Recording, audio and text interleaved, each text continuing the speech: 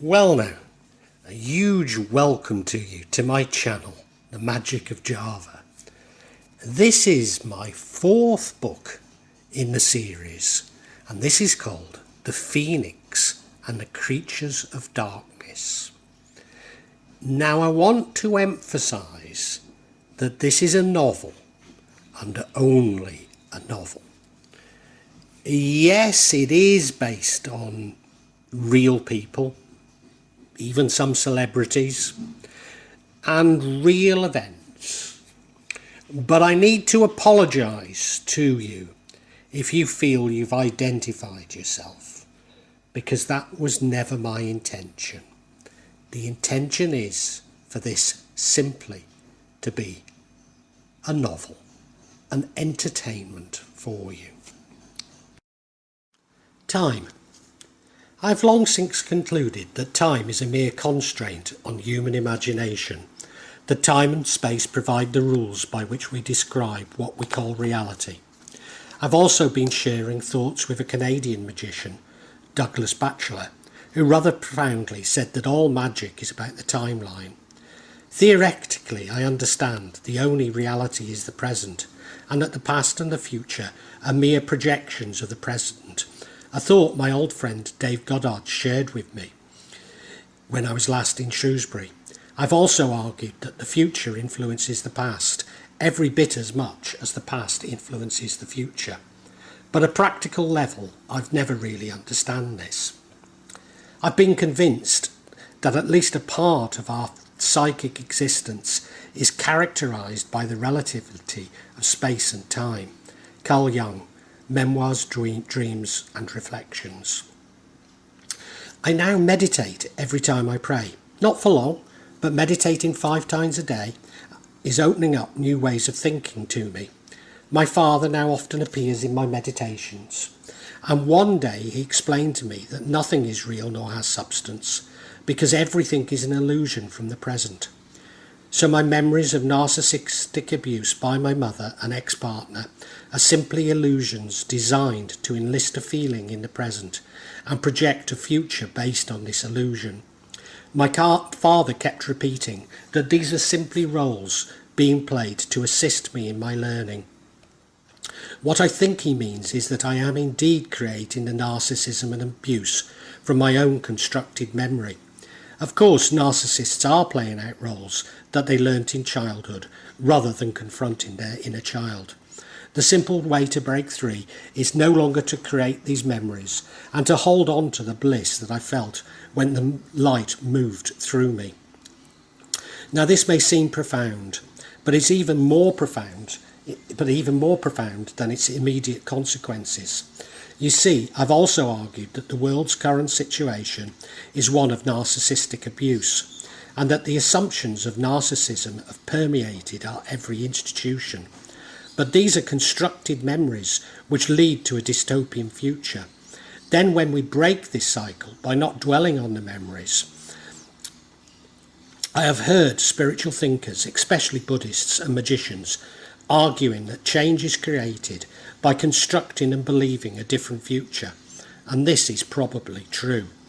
But our memories restrain us from being able to believe in an alternative future. I feel that I'm at last beginning to unlock the mystery of time, and with it the universe. I broke off my meditation, not wanting to take on board too much, but will return to it, as I'm certain this is yet another profound revelation. So if we live for the moment, and we will find happiness. Indeed, live each moment like it is our last, and we unlock the key to this happiness. But eradicating bad memories, we create a better world. We should never speak badly of others, even repeat what they have done, because this is only our constructed memory, and we are reinforcing this role for others to play. So my previous episodes are simply adding to the negativity within the world, for which I must apologise. Of course, these are strange times, and I will be tested by these beliefs, and will repeat them to you. But be more careful about the conclusions I draw. This is the reason why so much of this knowledge is hermetic, because it's dangerous to share them with those who have not embarked on this journey. Gosh, doesn't this sound conceited?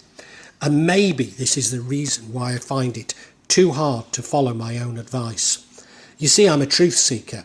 You might say a blatherer. And I also have a duty to repeat my findings. However, I will be much more guarded than in the past, which of course can no longer be called the past, because I have no other suitable description. These latest thoughts also seem to provide clues how we construct our reality through consciousness. In previous episodes, I introduced this idea alongside the interpretation of the double slit experiment. But everything is through constructed memories from the present, then everything begins to make sense. So we do not so much influence what are called inanimate objects, but simply of memories of their behaviour. This would imply that objects do not have their own consciousness, as I believe and still believe. But like Hegemony, everything is a veil of abstraction. To see the universe as conspired of conscious objects is a valid concept. Today there is a wide amount of agreement which on the physical side of science approaches almost to humanity, that the stream of knowledge is heading towards non-mechanical reality. The universe begins to look more and more like a great thought than a great machine. Mind no longer appears to be an accidental intruder into the realm of matter. We are beginning to suspect that we ought to hail it as the creator and governor of the realm of matter. Sir James Jeans, The Mysterious Universe. Nevertheless, a higher level of abstraction is that we construct our memories. I've struggled with the ego in understanding my influence on the universe, when I know that others will have this influence. But if I only constructed my memory, I'm not necessarily having such a profound effect on the universe. This would mean that the scientific method is simply a mechanism for imposing the dominant ego on our own, because the scientific method is dependent on memory. But if memory is constructed, science is exposed as hegemony. As ever, I'm indebted to Alan Watts for pointing out the material world is simply a philosophy, an idea. You think physics is the material world? Well, that's somebody's philosophical idea. Or maybe you think it's spiritual. That too is somebody's philosophical idea. The real world is not spiritual, it's not material. The world is simply, and there's brackets with nothing in them. Or as the magician Joseph McCarthy would put it, that it is only once we can turn off this rationality that we can engage with the consciousness of nature. Consciousness is, of course, ever-changing, in a kaleidoscopic stream, whereas the ego seeks to use consciousness to add certainty to the uncertain universe. Such arguments bring me close to the existentialists, but I see memory as the battleground between the conscious and the ego. Sartre in particular introduces free will back into the argument by rejecting the influence of the subconscious, a position I struggle to accept while not wanting to abandon the concept of free will. Maybe the work of Daniel Kahneman on behavioural economics goes some way to explaining how the subconscious overrides the assumptions of economic rationality. I'm certainly interested in his theory, in that it is close to my hypothesis that both the theory and its antithesis can hold true simultaneously. Although I'm distrustful about how Daniel Kahneman's work has inspired the surveillance capitalists, and is probably being used for disastrous consequences, especially in the development of AI. I also note that he was awarded an honorary doctorate in 2015 from McGill University, but alas, I doubt it was for his appreciation of mucky postcards. Whereas in 2011, he was awarded the Talcott Parsons Prize. Who is Talcott Parsons, I hear you cry? Well, certainly no Donald McGill. Talcott Parsons is responsible for some of the most verbose tracts ever written in the name of sociology, and whom, as an undergraduate, I was expected to study. Indeed, Talcott Parsons' writing is probably the reason why sociology is slowly being replaced by cultural studies across university campuses in the West, as he has bored entire generations. Thinking of my father's comments that people were simply playing roles rather predictably opened up a Pandora's box of thoughts, some dangerously close to solipsism. So I returned to the concept of life as a game, with all around merely avatars. Or a more sophisticated version is that there are some actual players, but mostly what we see and interact with are avatars and bots, a description which is becoming increasingly true for the internet these days. Those who are actual players are those people close to me, and yes, Dad, maybe they are playing parts. For they would need to share our constructed memories, but just enough of them to convince us that they do.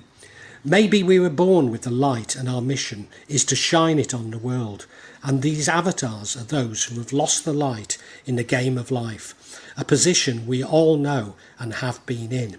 I previously argued that the hallucinations we believe are what we see are rendered on the fly.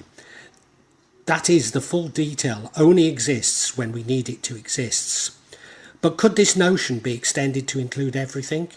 So we infill the details of memory when we recall it, but we're not actually recalling anything, simply constructing a past. I realise that what you will be thinking, but why does one memory relate to another? Maybe it doesn't. It would be just enough to write a chain of memories on the fly to convince you that you have a history. What I am suggesting is that we are all replicants in a constantly evolving Blade Runner with memories that are simply programmed or generated. The pertinent question is not do androids dream of electric sheep, but do androids dream? This would mean that we are merely playing out roles, defined and programmed memories, and taking us in directions dictated by these memories. If this were true, then there is no free will, only a predetermined fate. So I'm sure that it can only be partially true. Maybe the idea that we generate these memories is more convincing. I've realised that the past and the future are real illusions. They exist in the present, which is what there is and all there is. Alan Watts. While I'm still developing my thoughts, they do seem to provide an explanation for so much, bringing a unity to so many disjointed ideas. Maddie recently reminded me that I'd told her that if we no longer thought ill of those who had crossed us, then they were no longer evil and could not harm us. Well, this goes further and actually erase their misdemeanours from our memory. We don't simply forgive them, we completely forget them. So this is the way we fight black magic. We completely rewrite the episode so that it never happened. Indeed, black magic is the imposition of will on another. So if we remove all of the thinking related to this will, its epistemology and history, we completely eradicate it. Then there is the conundrum regarding how do I create my own universe but appear to share it with others? I'm still not sure of the solution, but this seems to bring me much closer. Previously I suggested that the way we change our futures was to shift our vibration and move to a universe with a higher vibration. As always, this is only partially true, for our futures are defined by our constructed memories. So if we construct a benign past, we can construct an equally benign future. But this is somewhat too complex, as if we embrace the light, then we feel so much bliss that there's no room for memories. Like the ecstatic raver, the bliss can be so powerful that all one can do is dance, and to believe that it is not how we should lead our lives. Of course, Maddie had become an ecstatic raver when she lost her mind, but I got the impression that this was leading her into the dark night of the soul and not away from it. Nevertheless, the relationship is highly compelling. Whilst hardly conclusive, a quick test to convince you about the validity of false memories. Think of your first memory. Now analyse it. Is it solely yours? Or could this memory be something that has been at least partially constructed for you? For the last few years, I became very reflective, thinking about my past and incidents from the past, and this has accumulated in the dark night of the soul. Whilst my mother has spent the last 10 years in bed with only her childhood memories, this is somewhat strange, as my mother is so paranoid about Alzheimer's that she cannot speak to those who suffer from it, whilst I've always been happy to indulge sufferers. What does this say about us? Are these simply activities to keep the mind occupied, to keep us from contemplating the presence and finding our reality? The MKUltra experiments at McGill University, yes, honouring the Mucky postcard creator, fairly effectively wiped the victims' memories, but unlike Blade Runner, failed to supplant them with anything new. Victims reported they felt alien to humanity and had to relearn social behaviour, exactly as Maddie had when she suffered a trauma. So there's no doubt that memory is at the centre of conformity.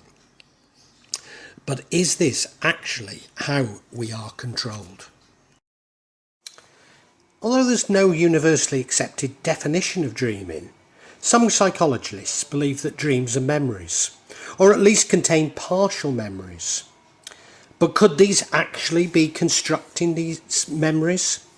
Complicating any analysis is that during the different phases of sleep, dreams appear to be very different and seem to be related to hormones.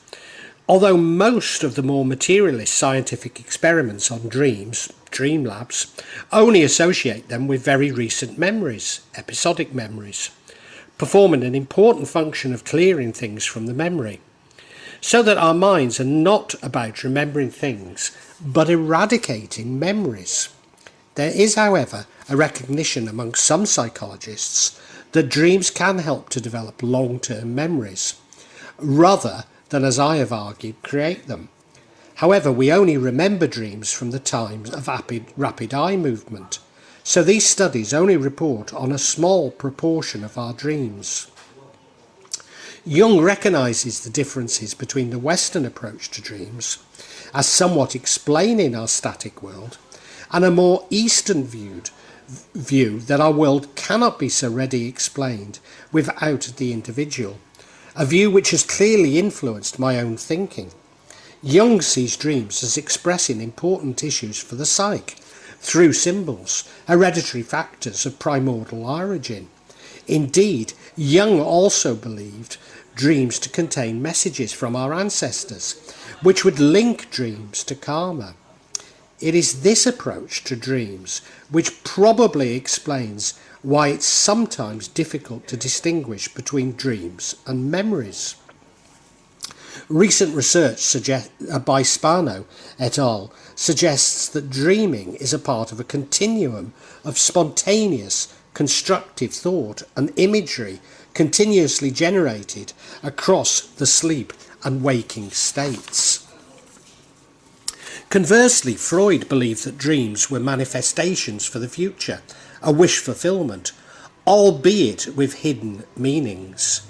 To be sure, the ancient belief that dreams reveal the future is not entirely devoid of truth.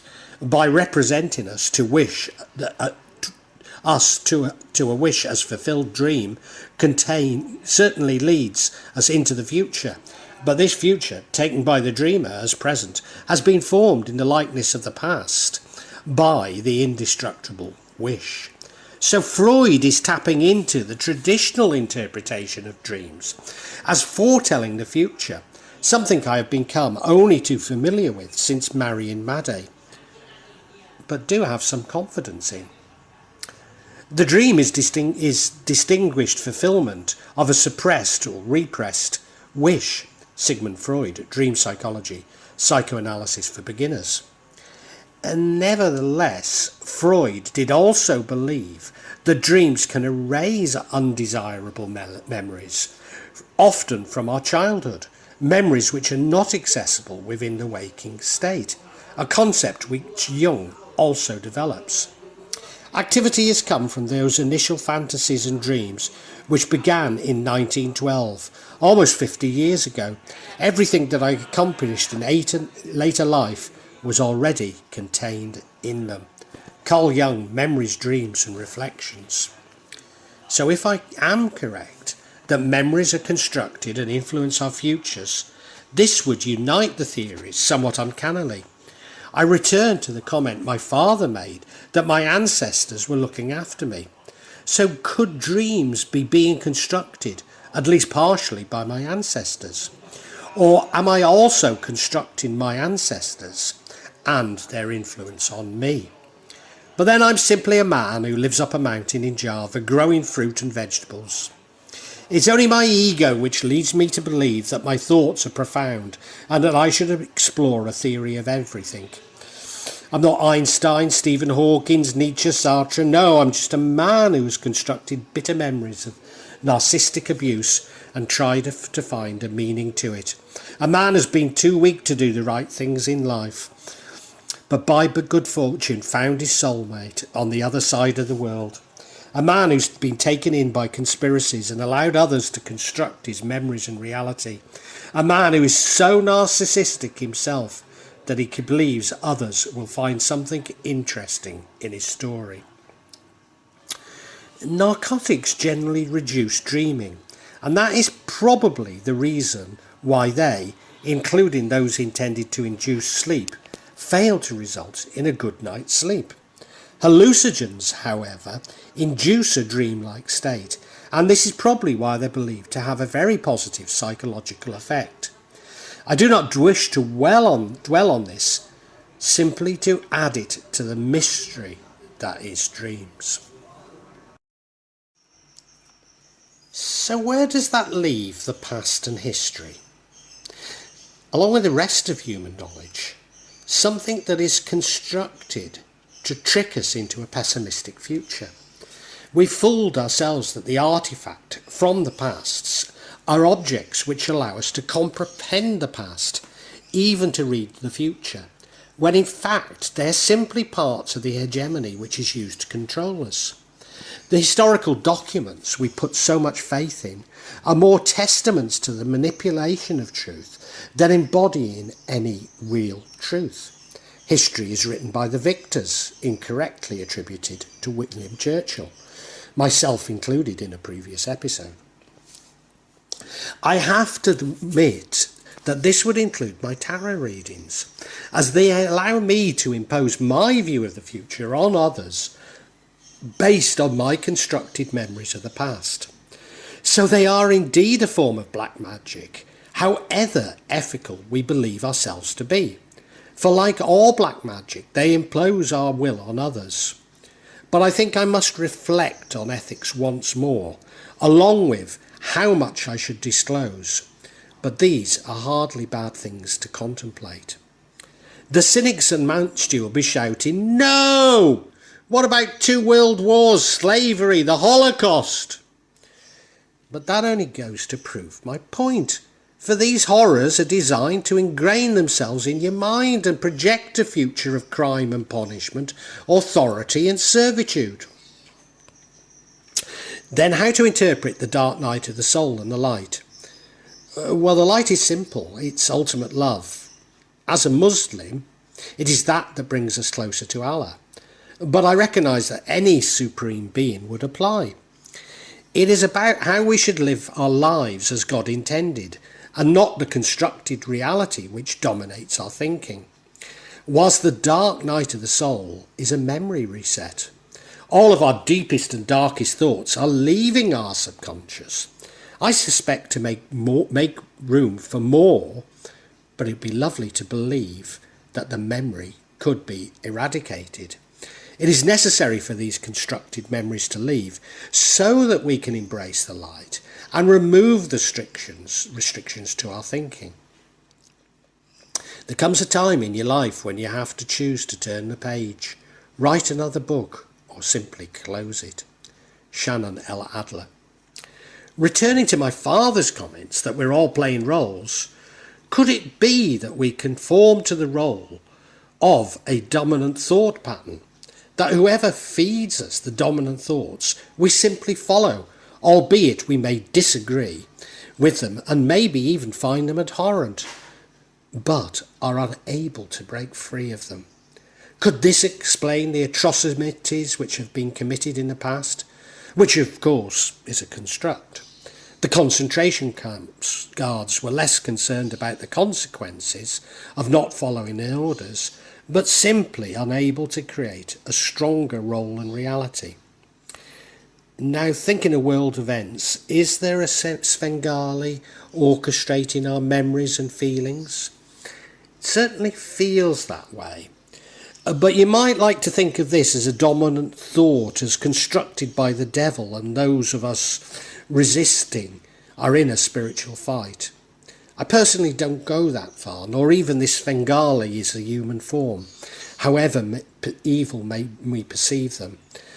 But I wonder if there's no single dominant thought, nor Svengali, simply localised dominant thoughts and manipulators who appear to us to be following the same agenda.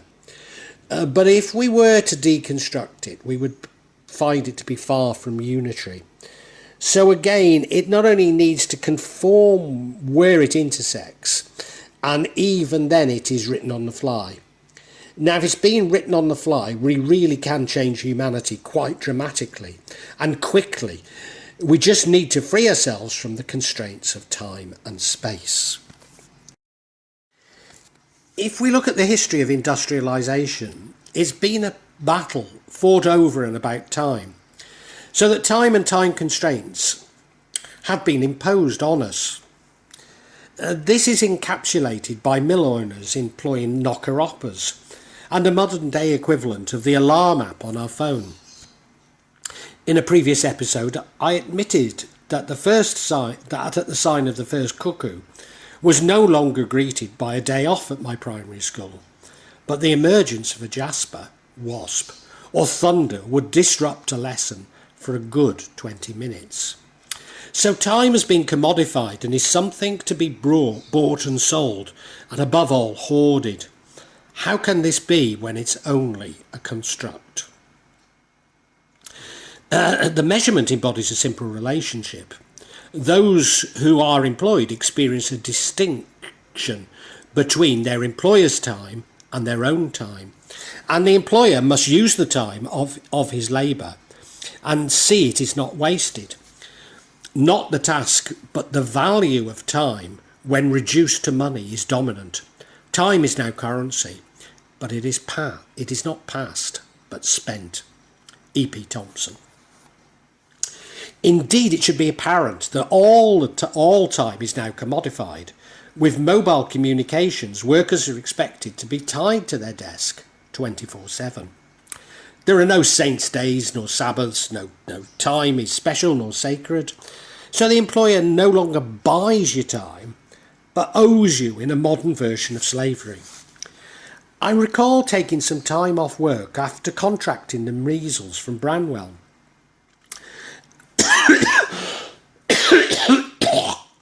I was called by my employer to explain something or another, but was actually hallucinating at the time.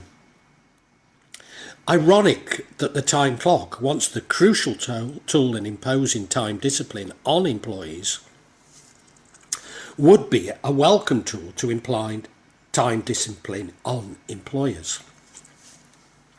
Mark Fisher argues that we've cancelled the future as cultural time has no specificity and our only cultural connection is with the past. Now, why would elites destroy something so central to the means of production and hegemony? Furthermore, such a change has much more profound impacts on our psychology, and maybe that is the real point. Just maybe it is the ownership and control of time that is the key to the hegemony which ensures our compliance. Certainly I've argued that by constructing memories it is possible to dominate our present and with it the future. But is the ownership of time the important clue to constructed memories? Because if there is no time, there is no memory. If there is no time, what can people hoard, as everything is ephemeral? If there is no time, we cannot sell our labour, only the product of our labour, and therefore any rents become explicit. Thomas Sheridan picks up in his own unique way and argues that through the internet, the elite have now managed to put a lag in the clock speed of our minds, a delay of our concept of time. Now we know that we react 6 seconds after something has been triggered in our brains. Maybe it's not as crazy as it sounds. Imagine the power this would give the elite to know of events before the rest of us, to be able to know the outcome of horse races, stock movements, etc. before everyone else. So time is a tool used to control us via another reality, a new feudal system, as Thomas describes it. I returned to thinking about my father's comments that everyone is playing a role, and in my meditation he came to me again and confirmed this. I asked him to explain how this could be the case when we have free will. He corrected me that our free will is within our universe, not in those constructed by others. So this would suggest that there is a universe or universes which we create, in which solipsism is a valid description, but that we shift between universes of our construction and those of others, and in those created by others we have roles to play. This in itself feels like quite another major breakthrough, which would seem to explain so much and raise so many questions.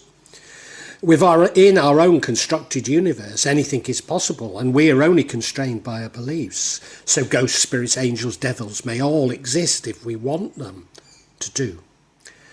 But if these entities can also create universes, then we become engrossed within their universes. My father continued that those playing these roles are souls that we move across universes with, and with whom we are very familiar. Each of us is given a mission within our universe. You might like to call this a lesson to learn. The roles others play are simply to assist us in learning these lessons. So I should not judge others because they're only playing a role which my imagination has created. Therefore, if evil does exist, it is within me and not an external force. So my jihad between what I see as good and evil is really what catapults me between universes. But then at times I'm in universes created by others, and at times I'm only playing a role and on a sort of autopilot, and the only way to get out is my jihad. Now this would mean that the battle that I perceive I am with the narcissist is a battle within myself, a battle to find good when all around seems to be manipulation and greed. Perhaps you could see each universe as a partition within a computer, so that each computer is linked through a network, so that at times a computer may simply be processing within another partition in another computer. Nevertheless, the image which sticks in my mind is of a lime green jelly with liquid in each jam jar, linked to each other through electrical wiring. If neither of these explanations resonates with you, don't worry. Feel free to create your own. And in doing so, you're creating your universe and not mine. Now, you're probably asking yourself, how does this playing of roles within universes relate to there being no time and memories being constructed? Well, there can be no memory, or we would carry with us memories of other universes. Even the knowledge that we play roles and that the lessons that we have to learn.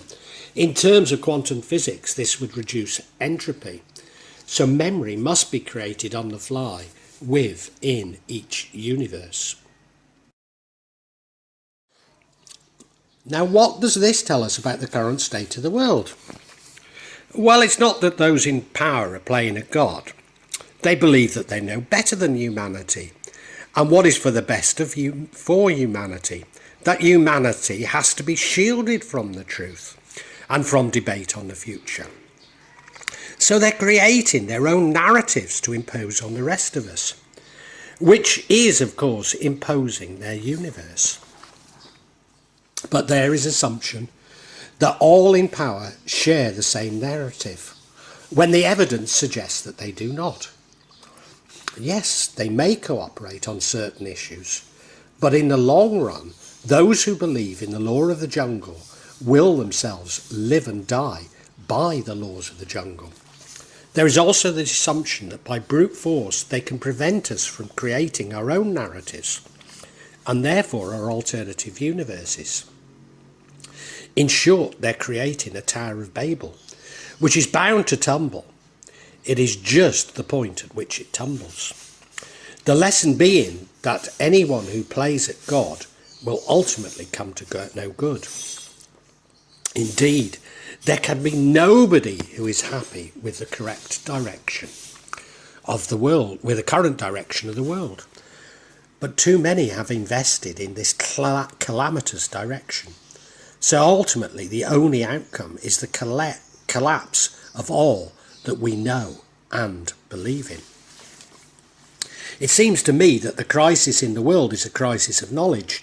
We've atomised knowledge to such an extent that decisions are based on one narrow branch of knowledge, which creates havoc in other aspects of our lives.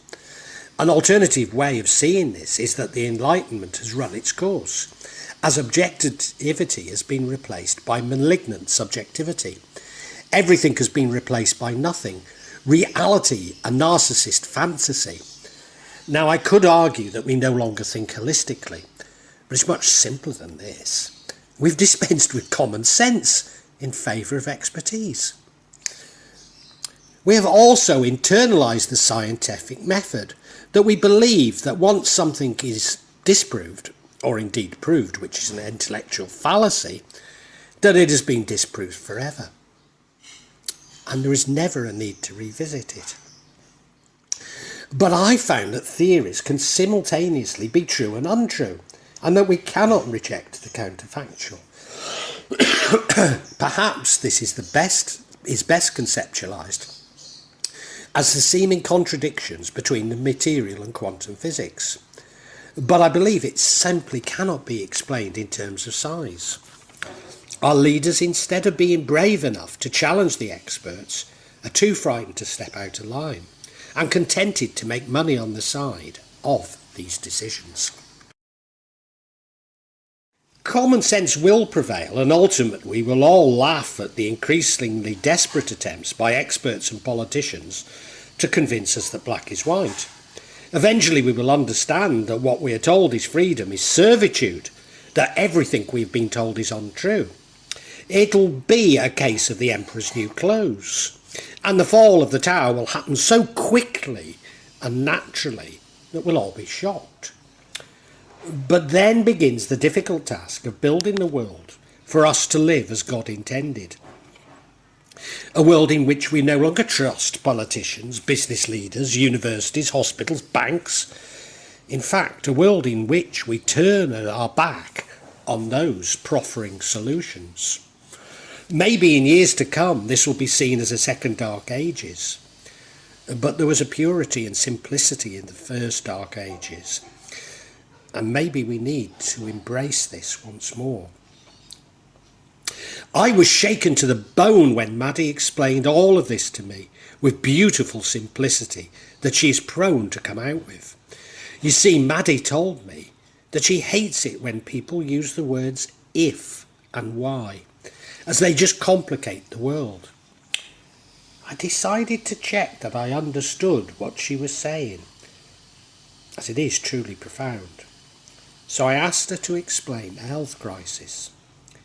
She said that the health crisis was designed to complicate the world, while the rich got richer and the poor became poorer, so poor they can no longer live. Why do I bother watching debates and documentaries on YouTube when I'm living with the world's greatest philosopher? In fact, what am I searching for when my wife has already found it. Well, that concludes this chapter from my fourth book, The Phoenix and the Creatures of Darkness. And it's actually the final in this series of books. I'm not saying I won't write another book, but I feel this series is now complete. I really hoped you enjoyed it. And now I'm going to add a new chapter every week to this book. So if you want to hear about it, subscribe and hit the bell. Now, I'm not doing particularly well with these eBay, YouTube algorithms. So if you could hit the like button and make some comments, I think it helps me. I hate to ask you for this. I hate it when I hear people coming out with this sort of statement. But the truth is that this has been like a full-time job for the last 4 years of my life. And I'm still a long way off from receiving any money whatsoever for it. So I really do need to, I suppose, beg you. Subscribe, like, make comments. And thank you very much.